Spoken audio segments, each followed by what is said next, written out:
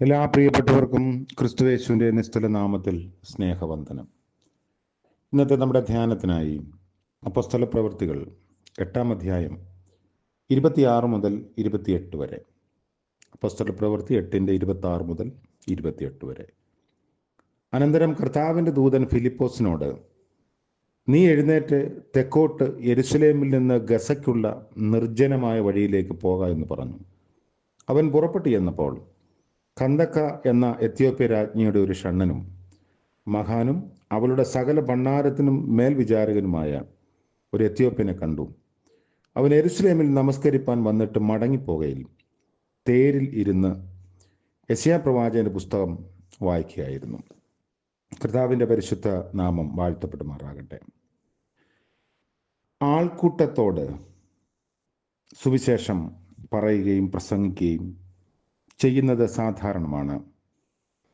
എന്നാൽ ഒരു വ്യക്തിയോട് ചേർന്ന് നടന്ന് ആ ആളിനോട് കർത്താവിനെക്കുറിച്ച് സംസാരിക്കണമെന്ന് പരിശുദ്ധാത്മാവ് ചില ആളുകളെ ചില സന്ദർഭങ്ങളിൽ ഉപയോഗിക്കാറുണ്ട്. ഇവിടെ നമ്മൾ വായിച്ചത് ഫിലിപ്പോസിനോട് നിർജ്ജനമായ പ്രദേശത്തേക്ക് നടന്നു പോകാൻ ദൈവത്തിൻ്റെ ആത്മാവ് നിർബന്ധിക്കുന്നതാണ്. ഒരു പേഴ്സണൽ ഇവാഞ്ചലിസത്തിന് വേണ്ടിയാണ് അങ്ങനെ ഒരു വിളി ഫിലിപ്പോസിന് ഇപ്പോൾ ലഭിക്കുന്നത്. ശമരിയ പട്ടണത്തിലെ തൻ്റെ വേല 1-ാമത്തെ തലക്കെട്ടിൽ രേഖപ്പെടുത്തിയിട്ടുണ്ട്. എത്യോപ്യയിലെ ഷണ്ഡനോട് സുവിശേഷം അറിയിക്കുന്നത് 2-ാമത്തെ തലക്കെട്ടിലാണ്. ഒരു കൂട്ടങ്ങളോടായാലും വ്യക്തികളോടായാലും ലഭിക്കുന്ന നിയോഗം ചോദ്യം ചെയ്യാതെ അനുസരിക്കുന്ന ഫിലിപ്പോസിനെയാണ് ഇവിടെ നമ്മൾ കാണുന്നത്. വളരെയധികം പ്രയോജനകരമായ ഒരു ശുശ്രൂഷ ശമര്യയിൽ ഫിലിപ്പോസ് നിറവേറ്റി. മുഖപക്ഷമില്ലാത്ത ദൈവം ശമര്യരെ സ്വീകരിപ്പാൻ ഫിലിപ്പോസിനെ ഉപയോഗിച്ചു. വളരെ ഫലമുണ്ടായി. അതിനുശേഷമാണ് പരിശുദ്ധാത്മാവ് ഫിലിപ്പോസിനെ അവിടെ നിന്ന് സ്ഥലം മാറ്റി ഈ പറഞ്ഞ ഗസയ്ക്കുള്ള നിർജ്ജന പ്രദേശത്തേക്ക് നടത്തുന്നത്. വളരെ പ്രയോജനകരമായ വേല നിറവേറ്റിയ ഒരാളിനെ നിർജ്ജനമായ പ്രദേശത്തേക്ക് സ്ഥലം മാറ്റുന്നത് സാധാരണഗതിയിൽ അത്ര സ്വീകാര്യമാകണമെന്നില്ല. എന്നാൽ ഏത് സ്ഥലവും ദൈവത്തിന് പ്രവർത്തിക്കാനുള്ള ഇടമാണ് എന്ന് തിരിച്ചറിയുമ്പോൾ അത് ഫലകരമായി നിവർത്തിപ്പാൻ നമുക്ക് സാധിക്കുമെന്ന് ഫിലിപ്പോസ് ഓർമ്മിപ്പിക്കുന്നു. ഒരു കഥ ഇങ്ങനെ വായിച്ചിട്ടുണ്ട്. ഒരു ഷൂ കമ്പനി വ്യവസായ സാധ്യതയൊക്കെ ആരായാൻ പുതിയ സ്ഥലത്തോട്ട് ഒരു ജോലിക്കാരനെ നിയോഗിച്ചയച്ചു, ഒരു സെയിൽസ്മാനെ. അവൻ ചെന്ന് സ്ഥലമൊക്കെ പരിശോധിച്ച ശേഷം ആ ഓഫീസിലേക്ക് വിളിച്ചു പറഞ്ഞു, no potential, people won't wear shoes here. സാധ്യതയില്ല, ഇവിടെയുള്ളവർ ചെരുപ്പ് ഉപയോഗിക്കുന്നവരല്ല. എന്നാൽ മറ്റൊരാളെ അയച്ച് അയാൾ പോയി ആ സ്ഥലം കണ്ട ഉടനെ തിരിച്ച് വിളിച്ചു പറഞ്ഞത്, great potential, people won't wear shoes here. വലിയ സാധ്യതയുണ്ട്, കാരണം ഇവിടെയുള്ളവർ ആരും ചെരുപ്പ് ധരിക്കുന്നവരല്ല. ഒരേ കാര്യത്തിൽ ഒരുവൻ ഒരു സാധ്യതയും മറ്റേയാൾ അസാധ്യതയും കാണുന്നു. രണ്ടാളുകൾ സ്ഥലമൊന്ന്. അതുകൊണ്ട് ദർശനമുള്ള ഫിലിപ്പോസിനെ ദൈവം വലിയ നിയോഗം നൽകി നിർജ്ജന പ്രദേശത്തേക്ക് അയക്കുന്നു. എത്യോപ്യ രാജ്ഞിയുടെ ഷണ്ഡനും ഭണ്ഡാര വിചാരകനും തേരിൽ വരുന്നതാണ് കാണുന്നത്. ആഫ്രിക്കയിലെ കറുത്ത വർഗത്തിൽപ്പെട്ടവനായിരിക്കണം അവൻ. യെരുശലേമിൽ നമസ്കരിപ്പാൻ പോയി മടങ്ങി വരുന്നു. ജന്മനാ യഹൂദനോ അല്ലെങ്കിൽ യഹൂദ മതം സ്വീകരിച്ചവനോ ആയിരിക്കണം. വിജാതീയനായിരുന്നെങ്കിൽ വിജാതീയരിൽ നിന്ന് ആദ്യം സുവിശേഷം സ്വീകരിച്ചവനായി ലൂക്കോസ് അവനെക്കുറിച്ച് പറഞ്ഞിരിക്കാനുള്ള സാധ്യതയുണ്ട്. അങ്ങനെയൊന്നും കേൾക്കാത്തത് കൊണ്ട് ആ പദവി കൊർന്നല്യോസിനാണ് ലഭിച്ചിരിക്കുന്നത്. സുവിശേഷം സകലർക്കുമുള്ളത്. അതിന് ഉദാഹരണമാണ് ഈ സംഭവം.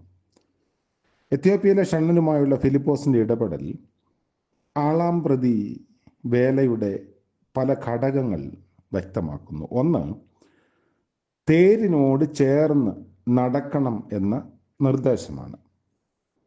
ആരോട് നമ്മൾ കർത്താവിനെ സംവേദനം ചെയ്യുന്നുവോ അവരുടെ ഹൃദയത്തുടിപ്പുകൾ അറിയത്തക്കവണ്ണം അവരുടെ തേരോട് ചേർന്ന് നടക്കുക. പുറമേ കാണുന്നത് പോലെ ആയിരിക്കില്ല പലരും പുറമേ ഒന്ന് പ്രകടിപ്പിക്കുകയും അകത്ത് മറ്റൊന്നായിരിക്കുകയും ചെയ്യുന്നത്. അതുപോലെയാണ് ജീവിതത്തിൻ്റെ അനുഭവങ്ങളും. അനുഭവിക്കുന്ന സംഘർഷങ്ങളൊക്കെ അടുത്തുള്ള ഇടപഴകലിൽ മാത്രമേ തിരിച്ചറിയാൻ കഴിയുള്ളൂ. നമ്മളെ നോക്കി നന്നായി ചിരിക്കുകയും വർത്തമാനം പറയുകയും സന്തോഷിക്കുകയും ഒക്കെ ചെയ്യുന്നവരുടെ ഉള്ളിലും ഒരു പക്ഷെങ്കിൽ ആരും കാണാത്ത നീറ്റലിൻ്റെ നൊമ്പരത്തിൻ്റെ അനുഭവങ്ങളുണ്ടാവാം. 1882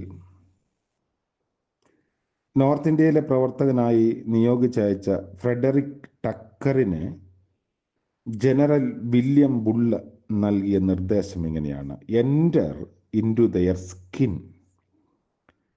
അവരിൽ ഒരാളായി അവരുടെ ഇടയിൽ പ്രവർത്തിക്കുക.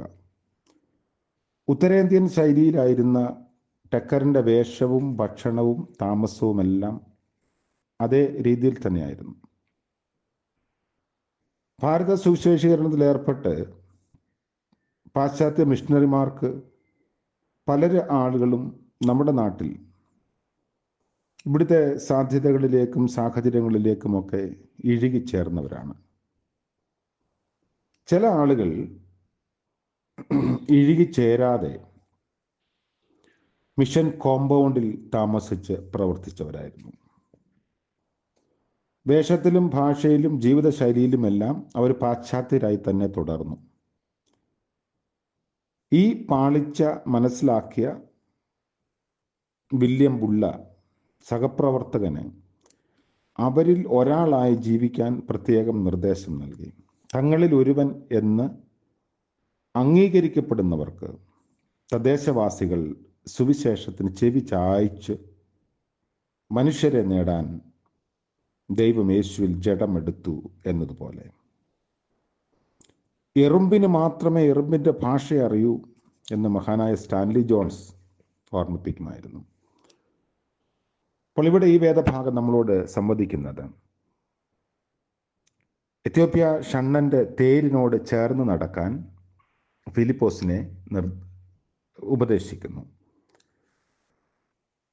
മറ്റുള്ളവരുടെ മനസ്സിനോട് ചേർന്ന് നടക്കാൻ, നൊമ്പരങ്ങളോട് ചേർന്ന് നടക്കാൻ നമുക്ക് സാധിക്കുമ്പോഴാണ് അങ്ങനെയുള്ളവരെ നമ്മുടെ സ്നേഹവലയത്തിലേക്ക് കൊണ്ടുവരാൻ സാധിക്കുന്നു.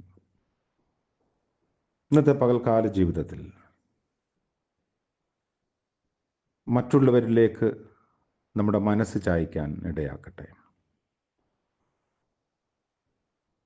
നമ്മുടെ അടുത്ത് നിന്ന് ഇടപഴകുന്നവർ പോലും ഒരു പക്ഷെങ്കിൽ ഹൃദയം തുറന്നു എന്ന് വരില്ല. പ്രാർത്ഥനയോടെ, സ്നേഹവായ്പോടെ മറ്റുള്ളവരോട് ഹൃദയം തുറന്ന് ഇടപെടാൻ, സംവദിക്കാൻ ദൈവം നമ്മളെയും അനുഗ്രഹിക്കട്ടെ. അതിനായി നമ്മെ സമർപ്പിക്കാം, പ്രാർത്ഥിക്കാം. കരുണ നിറഞ്ഞ വാഴ്ത്തപ്പെട്ട കർത്താവേ, സ്വർഗീയ പിതാവേ, മനോഹരമായ പുതിയ പ്രഭാതം ദാനമായി നൽകിയത് ഓർത്ത് സ്തോത്രം ചെയ്യുന്നു. ഇന്നത്തെ അടിയങ്ങളുടെ ജീവിതത്തിൽ മറ്റുള്ളവരോട് ചേർന്ന് നിൽക്കാൻ, മറ്റുള്ളവരുടെ ഹൃദയത്തുടിപ്പുകൾ അറിയാൻ, നൊമ്പരങ്ങൾ അറിയാൻ ഞങ്ങളെ സഹായിക്കണമേ. ഞങ്ങളിലൂടെ അവിടുന്ന് പ്രവർത്തിക്കണമേ. അടിയങ്ങളുടെ ആവശ്യങ്ങളെല്ലാം ദിവസസന്നിധിയിൽ സമർപ്പിക്കുന്നു. യാത്രാവേളകളിൽ കൂടെ ഇരിക്കണമേ. ഇന്ന് ജന്മദിനം ആഘോഷിക്കുന്ന പ്രിയപ്പെട്ടവർക്ക് വേണ്ടി പ്രാർത്ഥിക്കുന്നു. വിവാഹവാർഷികം ആഘോഷിക്കുന്നവരെ ഓർക്കുന്നു. അനുഗ്രഹത്തിൻ്റെയും നന്മയുടെയും സന്തോഷത്തിൻ്റെയും പുതിയ ഒരു വർഷം അവിടുന്ന് ദാനമായി നൽകണമേ.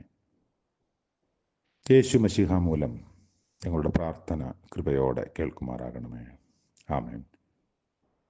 ത്രിയേക ദൈവത്തിൻ്റെ അനുഗ്രഹവും കൃപയും നാം എല്ലാവരോടും കൂടെ ഇന്നും എന്നേക്കും ഉണ്ടായിരിക്കുമാറാകട്ടെ. ആമേൻ.